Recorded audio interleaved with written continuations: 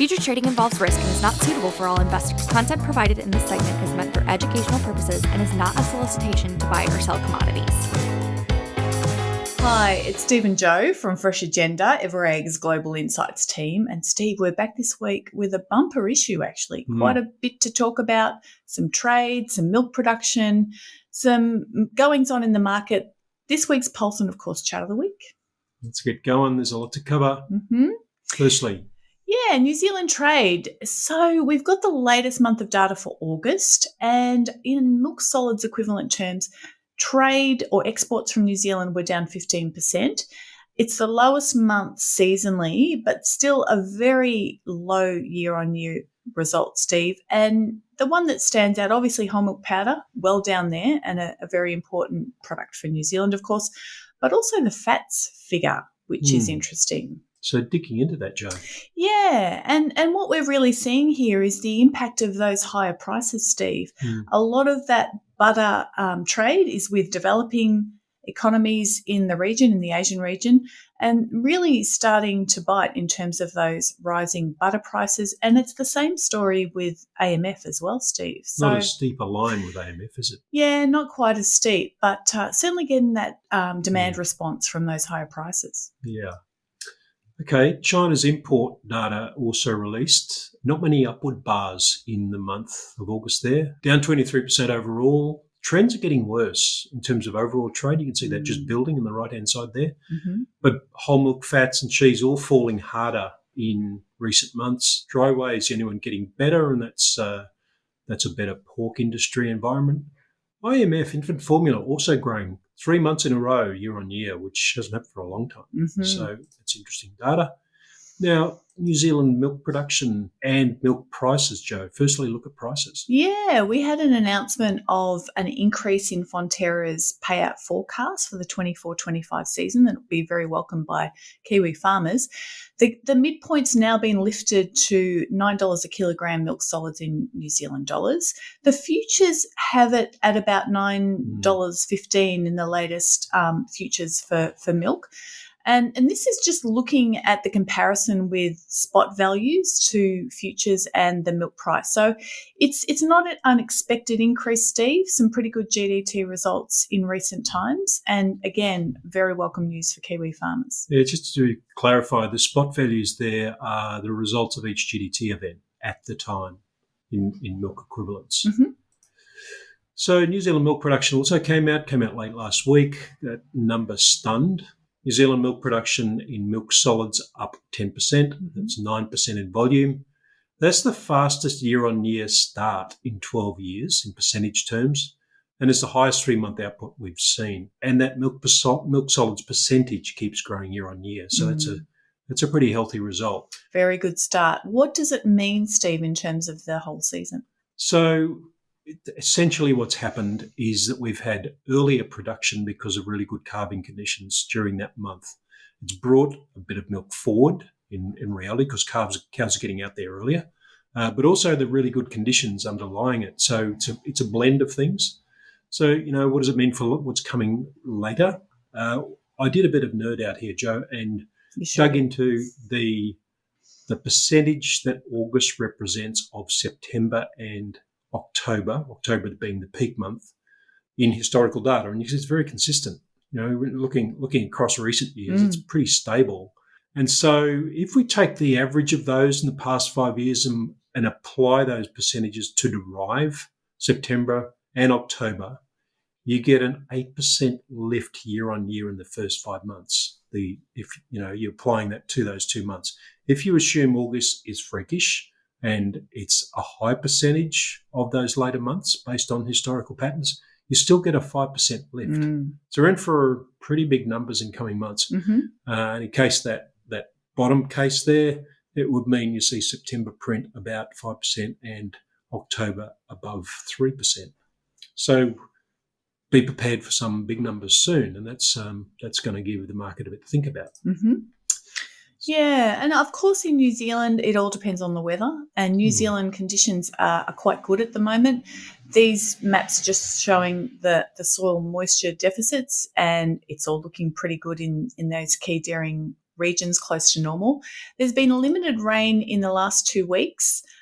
Certainly in the North Island, it's slowed a bit, and the weather has also cooled. So not quite as ideal conditions for pasture growth as there has been, but we don't see any real red flags here, Steve. It's still looking pretty good. Yeah, soil moisture is good. US milk production came out late last week. In volume terms, relatively flat, but quite mixed.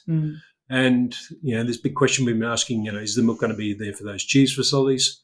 It is there. Texas up nearly 8%, South Dakota up over 8%, Kansas around 7%. California jumped 2%, which is the best jump in quite a while.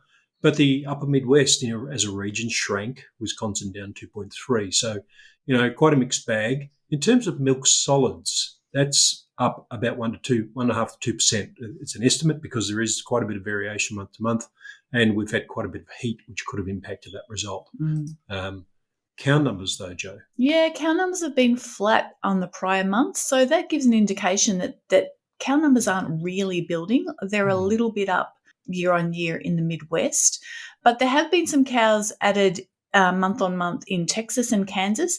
Cow numbers are down in Wisconsin. So again, a bit of a mixed bag there, Steve, but not a lot of evidence of really strong growth in the dairy herd as yet. It's a comment one of our colleagues made this morning was that with the limit on numbers, producers are doing their level best to get whatever they can. And so the solids opportunity is where it is happening, and feeding to achieve those results, still driving this production increase at the moment. And with good feed prices? Yeah, why not? Exactly right. So across markets, Jo?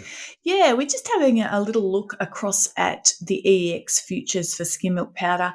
Skim milk powder a little weaker this week, a flat result, and it really looks like it's feeling the drag from last week's GDT event. It's not about supply, but this is a continuing poor demand expectation that seems to be weighing on futures at the moment, Steve. And in terms of where we are, I mean, again, just illustrating the drag or the bottom that GDT is putting in the market there, New Zealand remains the very much value buy on GDT platform. There's expectation of more New Zealand milk, of course, that will be priced into this discount.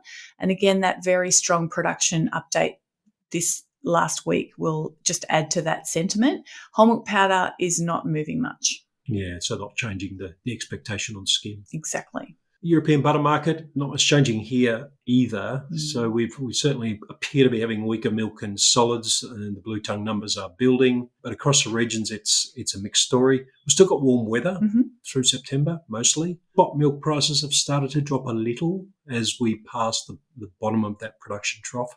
So there may be some further alleviation there. But you saw that, we've talked about this, Jo, this firmer price later in that butter curve, in that black line, is really noticeable, and that's backed up with trades occurring in the market over the counter and spot, individual trades being reported by traders. Yeah, and just going across to the CME now, Steve, butter futures weakened this week. The weaker butter market really reflects more cream availability, and it relates back to those improved conditions in California, Steve.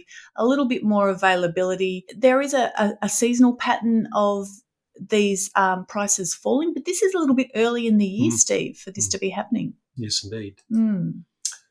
Pulse event came out overnight as well, and in the vibe we've talked about, skim milk powder flat last week on GDT, but also down slightly on the previous pulse, while whole milk powder lifted this time, up good moderate 3.7% on the GDT result and up 3.2% on the previous pulse. So you're not sure what to read into that until we see where it's being bought. Jo, how are you going to bring us home? Well, chart of the week this week, we're back in Europe. We've got some production output data for July, which is kind of interesting, Steve. Whole milk powder down, not surprising with shortage available. Whole milk powder is very much a made-to-order prospect. But skim milk powder is well down almost 8%. Cheese is up, butter's up, which is interesting with the skim milk powder production down so much. But, maybe speculating a little bit more fat released because fluid milk is actually up for the month, even though overall milk is slightly down. And a bit of a change in the cheese mix that's potentially releasing a bit of fat Yeah. for churning. But does this add up, Steve? So during July, cream was quoted at just over €8,000 a tonne, and butter averaged 6,645 a tonne, or about 8,100 a tonne fat equivalent. So, does that actually add up? It's interesting. It's only a month of data, but just interesting to look at the economics of churning cream in Europe at the moment. Yeah, well, what you're saying is they don't appear to be there. No. Because that's a fat equivalent price. It doesn't allow much for cost. So, yes, are the production numbers reliable? We always ask that question. But, that's a puzzle. Interesting. All right. That's all from us this week. Thanks for watching. We'll be back again next week.